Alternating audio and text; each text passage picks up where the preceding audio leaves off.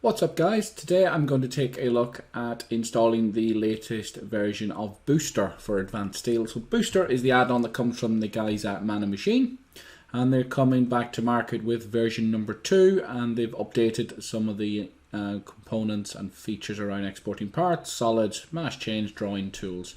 So we now have a new version, and this is version 2.09.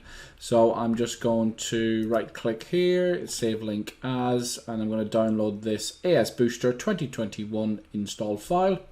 I'm going to put it in my Autodesk folder, click save, and I'm just going to keep that and it will download. You can see it's 25 megs, so not a huge add-on.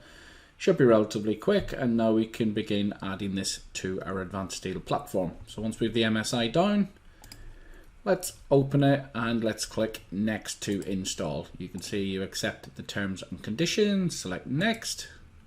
It's going to put it in this location, click next, install, and off we go.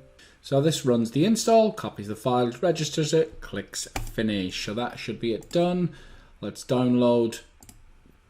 And let's run Advanced Steel, and we now should have the updated Advanced Steel Booster installed.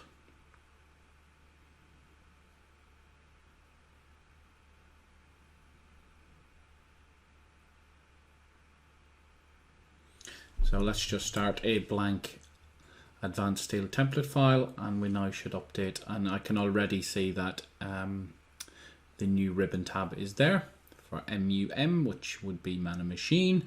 And now we have, you'll see their color-coded branding in here. And now we have our new booster where we can export solids parts, some label dimensioning updates, an about button. You can see the version, and then obviously the help files. So that's pretty much it. Click the link, install the file, and you get your booster added. So I will take a look at some of the functionality in some upcoming videos, but that's it from me. Don't forget to like and subscribe, and I'll see you all soon.